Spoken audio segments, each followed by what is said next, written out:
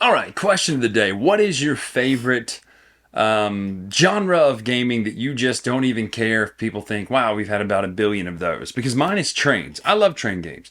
I love 18xx games. I love cube pushers. I love things like Pacific Rails and all of the above, right? Railroad Revolution. It's just one of my favorite genres. I love the whole era. I love all of it.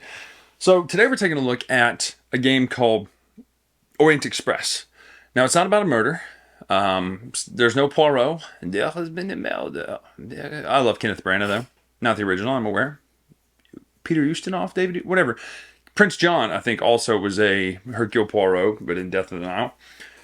Irrelevant, because today we're talking about Orient Express. This is a game which takes something that we are going to see in the roundup that I do and puts it into a more advanced version, and that's why I'm doing it as its own review. Now, that being said, we're not going to do the full-blown rubric on this one just because, and I'll tell you why at the end. But let's take a look at how Orient Express plays, and we'll come back up and talk final thoughts right now.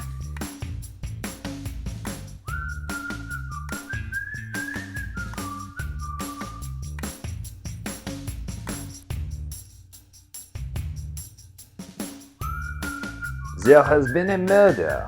I'm kidding. This is not one of those Martin Wallace games where it's like trains and Cthulhu. This is actually just straight up Orient Express.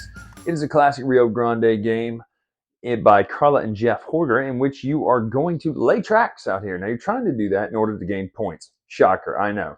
Now, you'll notice the system is similar to a game I reviewed recently with Transamerica, which you've got these line grids, these, what is that called? With the tanagrams, right?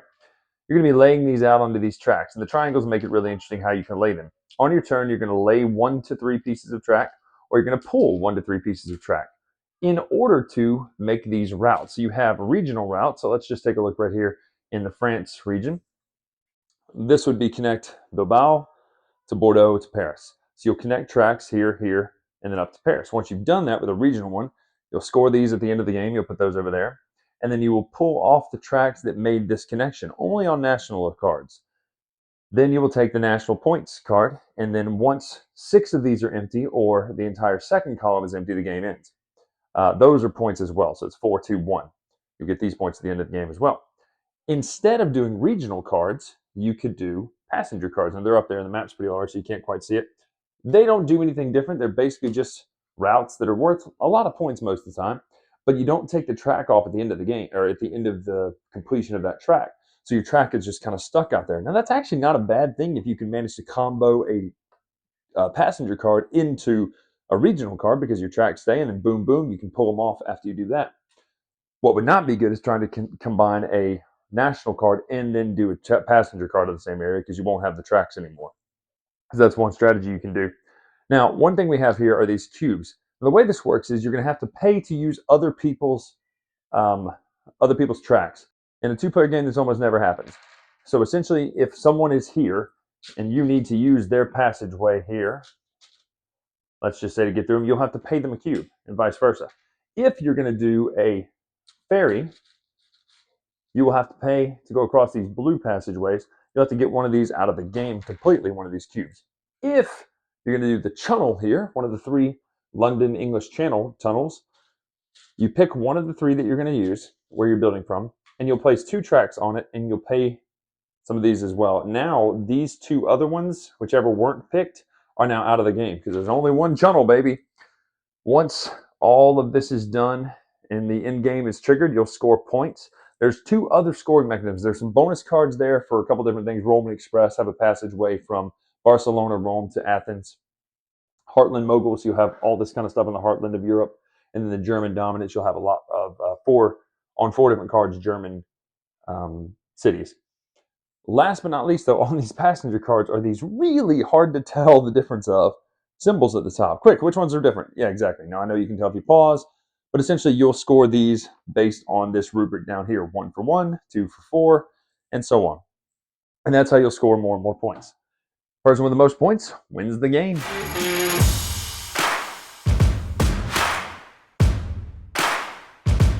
All right, that is Orient Express. Now, like I said, I'm not going to do the full-blown rubric to give you a final score. I'm just going to give you my feeling on this because it's an older game. It's from Rio Grande's classic catalog. It was sent to me But I had just played it after playing Trans Europa, Trans America. And what's interesting is I didn't know they were related, or at least kind of like you look at 18XX games and you go, well, they're clearly related to that in 1930, right? There's some sort of link. I didn't know that. But what I thought was interesting is these little triangles to put track out. And that's such a cool thing that I haven't done before. So this one, as far as the look of the game, it's a Rio Grande game. However, I do think the board on this one looks a little better than some of the other ones. I like the way the components look of this. Like, yeah, they're a little milquetoast, they're a little dry, but I like the symbology. I like the board layout. I like all that. I think it looks better. It looks more like I said 1930 look, where I like it a lot more, even though it is what it is, right? You know what you're getting. So I think I like the look of this game better than most Rio Grande train games. I like the theme, right? I like the fact that you're running passengers and you're running these trains until they get nationalized by the countries themselves. And then you kind of have to turn those tracks over. I love the fact that you can just slam points out there from passengers, but eventually you're going to have to stop doing that and sell off to one of these companies or one of these countries because you run out of track. So I think that's a really cool wrinkle too. I really like the 1, 2, 3 track mechanic. You lay 1, 2, or 3 tracks, or you pull up to 1, 2, or 3 tracks. To me, that's so simple. Your turn is so quick. Now, the difference between this and Trans-America and Trans-Europa is at the end of your turn, it's just 1, 2, 1, 2, 1, 2 in those. This one is you play 1, 2, 3 tracks, and if you've completed a card, well, then you have to kind of pull tracks back if they're nationalized. If they're not nationalized, you don't pull them if they're the passenger things, and you score points, you draw more cards. So it's a lot more in-depth when it comes to this. I will say, if you're looking for a game that's a little meatier than Ticket to Ride, but you don't want to go the route of Steam or Railways of the World, this is the way to go. Man, I really liked how simple this was of route tracking, but you don't have to collect anything to make your route. You're just choosing in your mind what's the most expeditious way to make a route. I think in whole, if you were to take this and some of the things of Steam and some of the things of the other games, you'd be able to play 1830 because you've had all these different elements of this game, of these games, in a different format. So to me, I think this is such a really great game. I really liked Orient Express, and I think you should check it out if you're a fan of any kind of train game at all. So that is Orient Express from Rio Grande Games. I'm going to give it a solid 8.0. Ding it a little bit for some of the art, being that it's Rio Grande in their style. Ding it a little bit for the fact that it does get a little repetitive, and at 2 players, it's a lot harder to have any kind of interaction because the map is so large, so you have less likely to do that and to come across each other's things. So all in all, 8.0. I'm Brian Drake here on the Dice Tower. Make sure to follow us on X, Instagram, etc. at Dice Tower Brian. Until next time, we'll see you.